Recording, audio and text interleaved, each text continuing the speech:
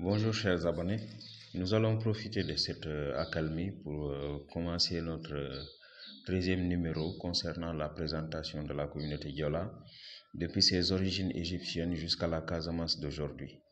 Voilà, donc nous en étions aux premières heures de la colonisation de l'Égypte.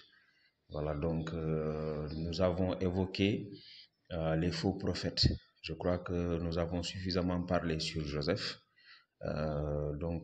Lorsque je vous disais que Joseph est un faux prophète, voilà, donc qui a été subtilisé pour le véritable prophète qui s'appelle Hiram, aujourd'hui que les francs-maçons ont volé pour en faire aujourd'hui leur prophète.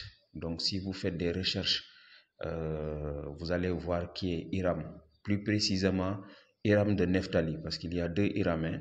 Voilà, donc, mais plus précisément Hiram de Nephtali, c'est-à-dire le prophète des francs-maçons. Voilà, donc si vous allez dans l'islam, on vous parlera de Ali Imran. Voilà, donc s'il s'agit du même personnage. Mais il faut savoir que tous les prophètes, en tout cas ceux-là qui vont être subtilisés, qui vont faire l'objet de falsification, voilà, donc tous les vrais prophètes auront annoncé l'arrivée des mauvais prophètes, des faux prophètes, que les Blancs vont créer de toutes pièces pour détourner l'humanité de son objectif. Voilà, donc on a parlé de Joseph, on vous a dit que c'est le premier prisonnier dans l'histoire de l'humanité. À l'époque, les anciens Égyptiens ne mettaient personne en prison. Même pas les animaux, on ne les mettait pas en prison. Les animaux étaient donc dans un enclos, parfois fermé, parfois non fermé, mais ce n'était pas une prison. S'il arrivait qu'on attache quelques-uns des animaux du troupeau, c'était tout simplement pour éviter qu'ils aillent dans les champs des autres ou bien dans les maisons des autres. Mais même les animaux avaient la liberté dans l'Égypte ancienne. Donc, ce Joseph-là est le premier prisonnier dans l'histoire de l'humanité. Avant lui, il n'y avait pas de prisonnier. Personne n'a jamais été privé de sa liberté. Voilà, donc la justice à l'époque, elle faisait dans tout sauf dans l'emprisonnement. On n'emprisonnait même pas les gens. Voilà, donc c'est ça. Les anciens Égyptiens avaient donc ils étaient dans la liberté. Voilà, donc il faut savoir que la religion qui était pratiquée dans l'Égypte à cette époque-là même était une religion qui était basée aussi, entre autres, aussi sur la liberté. Voilà, donc parce que c'est ça le sens de la liberté, c'est le fait de s'orienter vers Dieu. Voilà, donc parce que l'homme blanc n'a pas le même esprit que nous qui sommes les mélanodermes. Nous avons un esprit qui vient de Dieu, mais lui, il a un esprit, certes qui vient de Dieu, mais qui est passé par Satan, parce que tout esprit vient de Dieu. Voilà, mais lui, il a obtenu un esprit qui est passé par Satan. Voilà, donc c'est ce qui fait de lui une créature démoniaque, une créature maléfique. Voilà, donc qui n'est pas capable de compassion, qui n'est pas capable de sentiments positifs, encore moins de valeurs.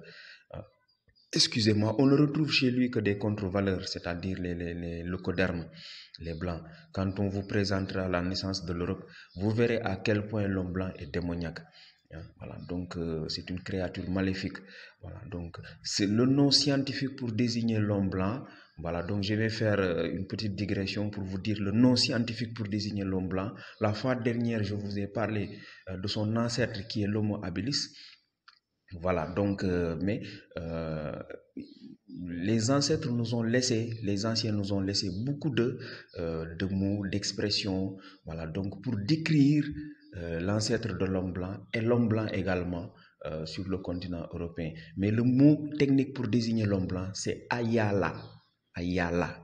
Voilà, donc le A dans Ayala, c'est un déterminant. Donc le mot dans sa racine, c'est Yala. Voilà, ce même mot-là que l'on retrouve les Wolofs utiliser pour désigner leur divinité. Voilà, donc il faut savoir que voilà, donc, les Wolofs sont des gens qui vénèrent l'homme blanc. Voilà, là où l'homme blanc vénère Satan. Voilà, donc il faut faire des recherches, vous allez voir que ce que je dis, ce n'est pas de la farce. Les Wolofs, c'est-à-dire ces trois groupes ethniques qui sont les indigènes qui sont ici, ils vénèrent l'homme blanc, ils en ont fait leur divinité, ce n'est pas de la farce. Si vous allez dans l'église catholique, on impose, aujourd'hui au Sénégal, dans l'église catholique, on impose la langue Wolof. Voilà. Mais on n'impose pas gratuitement la langue Wolof. Si on impose la langue Wolof, c'est pour amener les Africains à vénérer l'homme blanc. Voilà, c'est ça. Donc c'est une façon de les faire entrer dans le satanisme. Voilà. Donc si vous voyez que tous les anciens, c'est-à-dire les Cheikh Ahmadou Bamba, les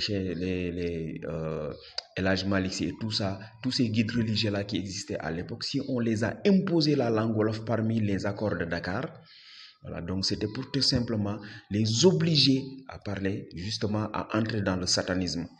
Voilà, donc parce que cette conspiration aujourd'hui qu'on connaît contre la communauté Diola, ce n'est pas une conspiration faite par mégarde. Il s'agit d'une conspiration faite sciemment contre les Diola. Voilà. D'ailleurs, Cheikh Anta Diop l'a évoqué. Donc, il vous nie en tant qu'être humain. Il vous nie en tant qu'être tout simplement. Il nie votre histoire. Il compte sur le complexe de subordination pour effacer, gommer tout ce qui vous concerne. Donc, ça a été fait sciemment. Ça a été fait sciemment et il y a beaucoup de gens qui sont au courant ici dans ce pays, au Sénégal.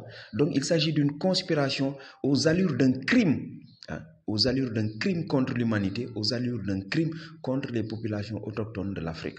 Voilà. Donc, c'est ça, il faut savoir que l'homme blanc, c'est le diable. Je dis souvent le diable parce que dans le dictionnaire, il a effacé tout mot, de tous les mots qu'il a été cherché en Égypte et en Afrique, il a esquivé le mot Yala.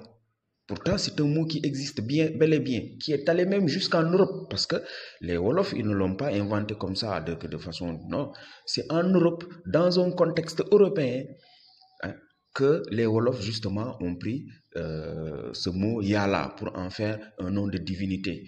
Voilà, donc...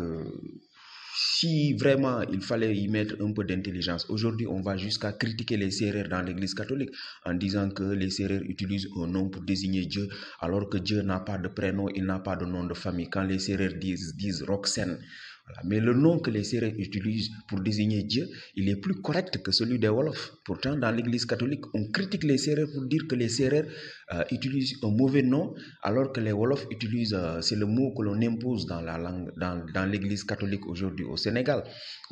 Les Sérères vont jusqu'à laisser le mot Roxen pour dire Oyalohe, Oyalohe. Alors que Yala, c'est un mauvais mot. Non, c'est le nom technique pour désigner l'homme blanc, Ayalao. Hein? Si vous allez dans la langue Diola, Ayalao, bon, aujourd'hui, pour ceux qui ne connaissent pas la sémantique de la langue Diola, si vous leur demandez la signification du mot Yala, ils vont vous dire que c'est le sorcier ou bien, voilà, donc, je sais pas moi, un vampire ou quelque chose comme ça. Voilà, c'est ce que le Diola vous dira. Mais le mot Yala, c'est un mot qui désigne l'homme blanc. Techniquement parlant, c'est le mot qu'on aurait dû trouver dans le dictionnaire. Aujourd'hui, on parle de locoderme, hein, mais il y a d'autres noms qui vont revenir pour désigner techniquement l'homme blanc, c'est-à-dire Iblis ou Abilis, l'homo habilis, quand vous entendez, ou bien Lucie, on désigne la Lucie, c'est-à-dire la femelle, Lucie, ou bien Cécile. Voilà, donc ça, tous ces mots-là sont des mots que vous devez savoir qui sont en rapport avec l'homme blanc. Quand je dis que l'homme blanc c'est le diable, ce n'est pas pour dénigrer. C'est une avération scientifique. Voilà. Il y a beaucoup de gens qui ne savent pas quelle est la différence entre Satan et Lucifer ou bien entre Satan et Iblis. Voilà. Donc il faut savoir que Iblis, comme je viens de vous dire, l'homo habilis, Lucie, c'est Lucifer, c'est la femelle, on l'appelle Lucifer. Voilà. Donc, il y a un autre nom pour le désigner, c'est Lilith. On parle de Lilith. Lilith, c'est un mot diola. Quand on dit Yala, la femelle, c'est Yalit. Yonem Yalitmi. Lit, c'est Lilith. Voilà, donc ça c'est des choses que vous devez comprendre. Je ne suis pas là pour détailler cela. Il faut qu'on continue avec la présentation du peuple Diola dans ses premières heures de la colonisation de l'Égypte.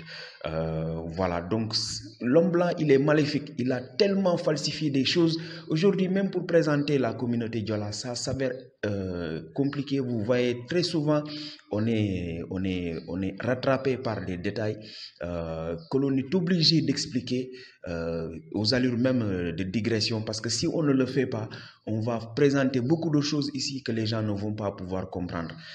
C'est parce que tout simplement, le peuple Diola est un peuple qui regorge d'énormes potentialités et il y a énormément de ressources, de choses à présenter. Voilà, donc le peuple Diola a énormément de choses à présenter, à offrir au reste du monde. Mais l'homme blanc a tout fait, il a occulté, il a gommé tout ça pour tout simplement sa gloire et l'avènement du satanisme. À bientôt pour l'autre séquence.